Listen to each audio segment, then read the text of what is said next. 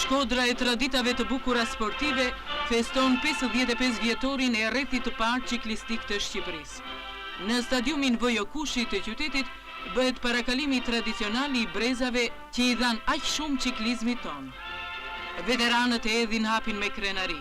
Udhën e tyre ndoqën talentet e shumta që u zhvilluan në kushtet e mrekullueshme që ka krijuar partia.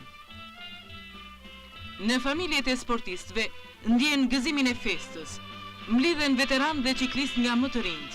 Kujtohen episode, ngjarje të ndryshme që lidhen me rrethet ciklistike të zhvilluara në Shqipëri dhe në vendet e huaja ku ata kanë marrë pjesë. Ja fotografit e pakta që kanë mbetur nga rrethi i parë ciklistik, i cili nisi pikërisht nga Shkodra. Me gjithë mungesën e bazës materiale, ai u zhvillua në bazë të pasionit që kishin të rinj të sportistë. Në Baqallëk nis rrethi i 36 ciklistik i Shqipërisë. Itinerari i këtij rrethi ciklistik është i gjatë 1300 kilometra, i ndarë në 9 etapa. Ciklistët kalojnë në qytetet Burrel, Peshkopi, Durrës, Vlorë, Gjirokastër, Berat, Elbasan, Korçë, duke përfunduar në Tiranë.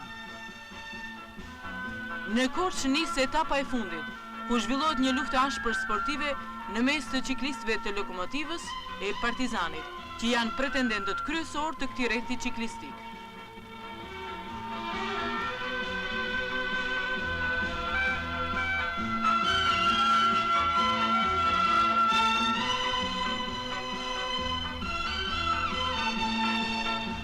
Rrethin e 36 ciklistik e fitoi ekipi i Lokomotivës së Durrësit, ndërsa si individ kohën më të mirë e shënoi Agim Tafili i Partizanit, që shpallet për të dytën herë kampion.